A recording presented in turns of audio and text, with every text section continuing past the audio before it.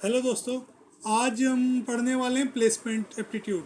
Means जो final year students होते हैं इंजीनियरिंग के, उनको किसी कंपनी में सिलेक्ट होने के लिए, मतलब किसी कंपनी के इंटरव्यू राउंड तक पहुंचने के लिए एप्टीट्यूड देना पड़ता है। तो एप्टीट्यूड जो वो आता है, वो एप्टीट्यूड एक अलग टाइप का एप्टीट्यूड है। मींस कहने का मतलब है कि वो कोई आप एसएससी या यूपीएससी या रेलवे या जितने भी अदर गवर्नमेंट एग्ज़ाम्स हैं या कहीं पे भी हैं, वैसा वो एप्टीट्यूड नहीं होता है ना, वो उस लेवल का एप्टीट्यूड होता है। सिंपल एप्टीट्यूड होता है जो लाइक एक मतलब एक्सपेक्ट किया जाता है कि एक इंजीनियरिंग का बच्चा उसको बना सके आराम से। ठीक है। दूसरा उसका रीज़न है कि मान लीजिए आप 100 लोग हैं, 100 लोग ने एप्लीकेशन डाला है, तो या 1000 लोगों ने एप्लीकेशन डाला है। अगर आपका कॉलेज बहुत बड़ा है तो 1000 लोग होंगे। तो 1000 लोग क्या कंपनी 1000 लोगों को इंटरव्यू ले सकती है क्या एक बार में? नहीं। वो क्या करती है? एप्टीट्यूड देती है। एप्टीट्यूड देने पे क्या हुआ? एप्टीट्यूड दिया, जो उसमें हिसाब से नंबर आए शॉर्टलिस्ट करके ले लिया बच्चों को इंटरव्यू के लिए, इंटरव्यू कॉल लेटर दे दिया। तो आप 90% वाले हो, चाहे 95 वाले हो, चाहे 60 वाले हो, कंपनी को फ़र्क नहीं पड़ता है अगर आप उसके एप्टीट्यूड में बहुत बढ़िया कर रहे हो तो। कुछ कंपनियां ऐसी भी होती हैं कि लाइक आपको बोलेगी कि आप एप्टीट्यूड टेस्ट लेती है, और तो जो कुछ कोई कोई टेक्निकल भी ले लेती है, टेक्निकल राउंड भी उसी में मतलब रहता है, कुछ टेक्निकल क्वेश्चंस भी रहते हैं। तो उसके बेसिस के अकॉर्डिंग शॉर्टलिस्ट करती है और लोगों को बुलाती जाती है। तो अगर आपको कंपनी के इंटरव्यू राउंड तक पहुंचना है, तो सबसे क्रिटिकल जो चीज़ है वो है आपकी एप्टीट्यूड। ओके। तो एप्टीट्यूड आपको आना ही चाहिए। और ये कोई लाइक बहुत हाई लेवल एप्टीट्यूड का बात नहीं कर रहे हैं हम लोग। सिंपल नॉर्मल जो होता है हमारे कॉलेज के स्टूडेंट से जितना एक्सपेक्ट किया जाता है वो हम देखेंगे। ठीक है। तो मोस्टली अगर आपने इसको पूरा सॉल्व कर लिया, तो आप निश्चिंत रहिए एप्टीट्यूड राउंड क्लियर करने का, वो आराम से क्लियर हो जाएगा। ठीक है। तो ज़रा देखते हैं। ठीक है। ओके।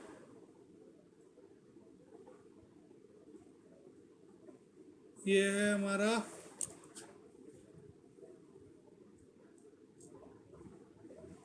प्लेसमेंट एप्टीट्यूड है। ठीक है। तो ये एप्टीट्यूड में हम बहुत सारी चीज़ें देखेंगे। उससे पहले हम लोग देख लें कि हम लोग क्या क्या कवर कर रहे हैं। ठीक है। एप्टीट्यूड, एक मिनट, टॉपिक पे चलते हैं। ये जो आपके टॉपिक है, जो एक प्लेसमेंट के पॉइंट ऑफ व्यू से जो आपके टॉपिक है, वो है टाइम एंड वर्क। ठीक है। Time and work one of the most important topic है आपका प्लेसमेंट के हिसाब से। ठीक है। दूसरा आपका इम्पोर्टेंट टॉपिक है ये, दूसरा आपका इम्पोर्टेंट टॉपिक है प्रॉफिट एंड लॉस। ठीक है। तीसरा आपका इम्पोर्टेंट टॉपिक है ये रेशियो नहीं, ratio speed time and distance. ठीक है। Speed time and distance, speed and time and distance आपका इम्पोर्टेंट टॉपिक है।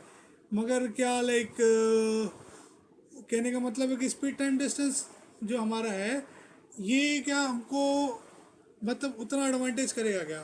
देखिए, स्पीड टाइम एंड डिस्टेंस जो है श्योर शॉट आएगा ही आएगा, इसमें कोई दो राय नहीं है। मगर स्पीड टाइम एंड डिस्टेंस के साथ एक चीज़ है। ठीक है। क्या? ये टाइम लगता है इसमें करने में, इसको चाहिए थोड़ा टाइम। अगर आप कुछ बहुत हैंड्स ऑन प्रैक्टिस किए हुए हैं, बहुत आइडिया है आपको, तो आप इसको आराम से कर ले जाओगे। नहीं आता है, कोई आइडिया नहीं है, ज़्यादा प्रैक्टिस नहीं करी है, तो इसके क्वेश्चन जनरली आपसे सॉल्व नहीं होंगे एग्ज़ाम के प्रेशर में। तो अगर आप स्पीड बना रखे हो तो ही इस टाइप के क्वेश्चन को अटेम्प्ट करो। और हाईली रिकमेंडेड है कि आपको ये बनाना है, आना चाहिए। ठीक है। उसके बाद आता है प्रोबेबिलिटी। ठीक है। प्रोबेबिलिटी क्या चीज़ है? प्रोबेबिलिटी आप लोग देख पढ़ ही चुके अपने 11th-12th में, प्रॉब और इंजीनियरिंग में भी पढ़ोगे।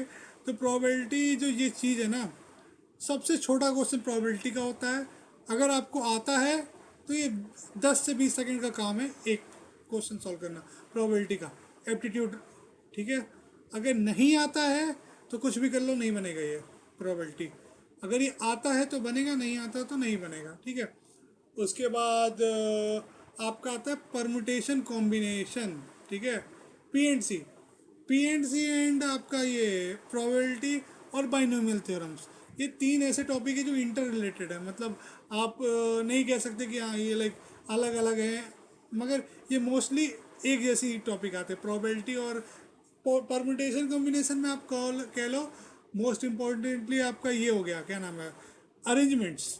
अरेंजमेंट्स आपका कौन किधर कितने लोग कितने वेज हैं, वो चीज़ें इसमें बहुत ज़्यादा आपको प्लेसमेंट में एप्टीट्यूड में इंपॉर्टेंट हो जाती है।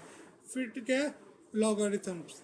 Logarithms one of the easiest topic है आपके मतलब एप्टीट्यूड पॉइंट ऑफ व्यू से, ज़्यादा कुछ इसमें नहीं होता है, सिंपल से आते हैं, ठीक है। एवरेजेस, ठीक है, एवरेजेस ओके ओके मीन्स न ज़्यादा इम्पोर्टेंट है न ज़्यादा वीक है, ठीक है। उसके बाद है set theory. Set theory means एक पर्टिकुलर प्लेटफॉर्म है, वही इस टाइप के क्वेश्चन पूछता है। तो इस पूरे सीरीज में हम लोग M E T T L, CoCubes, आपका और क्या कहते हैं, ई लिटमस। ई लिटमस में बाय द वे मेरा 95% था, तो मैंने भी वो दे रखा है। के देन और भी दो चार चीज़ आएंगे जो है आपके, जो मेनली आपको कंपनी जो यूज़ करती है वो है कोक्यूब्स, एम ठीक है। इन चीज़ों पे हम लोग देखेंगे, ठीक है। उसके बाद तो आपके अगर कोई पूछे कि सबसे इम्पोर्टेंट टॉपिक क्या है, तो ये है time and work and profit and loss, ठीक है। तीसरा इंपॉर्टेंट टॉपिक है ये टाइम एंड डिस्टेंस, ओके। तो ये तीन टॉपिक हम लोग को बहुत ध्यान से पढ़ना है, ठीक है। इसमें आप कोई चीज़ मतलब नहीं, इसमें कोई गुंजाइश नहीं छोड़नी है। बाकी सब टॉपिक आप देखो ना देखो, थोड़ा देखो चलेगा, लेकिन ये तीनों ज़रूरी होने चाहिए आपके, मतलब ये तीनों इस लेवल के होने चाहिए कि आप कुछ भी दो आपके बन जाएंगे, ठीक है। तो ज़रा देख लेते हैं कि हमारे पास कौन कौन सा है। तो फिलहाल ये जो प्लेसमेंट गाइड है ये कोक्यूब्स आपके, पहला मैंने बताया कोक्यूब्स के बारे में, ठीक है। को सारा का पेपर का टाइप डिस्कस करेंगे कि कौन किस टाइप का क्वेश्चन आता है। एम एक है आपकी टेस्टिंग एजेंसी है। एम कैट सबसे इजी पेपर अगर कोई पूछे तो एम कैट और कोक्यूब्स का होता है। एम कैट का मेरे ख्याल से थोड़ा इजी होता है, मगर कोक्यूब्स बहुत ज़्यादा इजी होता है कुछ कुछ सेक्शन, ठीक है। हाँ, हैकर रैंक भी कई बार टेस्ट कंडक्ट कराती है, और इसका बहुत ही तगड़ा लाइक होता है। एम के बाद अगर कोई टफेस्ट आता है तो ये आपका हैकर रैंक की है। एम सबसे ज़्यादा लाइक कह सकते हो कि सबसे टफ है, ठीक है। इन्फोसिस एसेंचर क्या करते हैं, अपना खुद का प्लेटफॉर्म है इनका, उस पर ये टेस्ट कंडक्ट कराते हैं। तो आप सब देख सकोगे कि यहाँ मैंने मेंशन करा है, तो ये सब चीज़ें आप देख बताएंगे आपको कि क्या ऐसे क्या देखना है आगे आने वाली ट्यूटोरियल सीरीज़ में, ठीक है। तो उसके बाद आता है ओरेकल। ओरेकल भी एक अपना खुद का ही एजेंसी है जो टेस्ट लेता है, मतलब एजेंसी, ओरेकल तो कंपनी है, मगर ओरेकल क्या करता है, अपना खुद का उसका टेस्टिंग प्लेटफॉर्म है। तो उसमें वो लाइक 5 सेक्शंस देगा और 7 to 8 सब सेक्शन होते हैं। कुल मिला के करीब आपको A to Z चेक कर लेता है इसमें, ठीक है। तो ये मोस्टली आप मान के चाहिए कि CSE वालों के लिए होता है, लेकिन ओरेकल वाले में तुक्का लगाना बहुत ईजी होता है, ठीक है। ओरेकल वाले में आप थोड़ा सा दिमाग लगाओगे तो आपको क्वेश्चन सॉल्व करने की ज़रूरत नहीं पड़ेगी।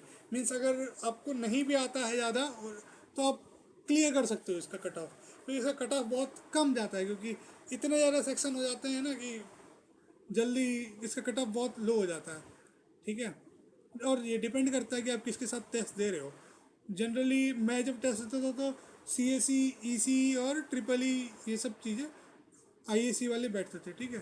तो बाकी चीज़ें शुरू करेंगे one topic one by one, अभी हम लोग सिर्फ ये देख रहे हैं, ठीक है। तो आज वाला यहीं ख़त्म करते हैं।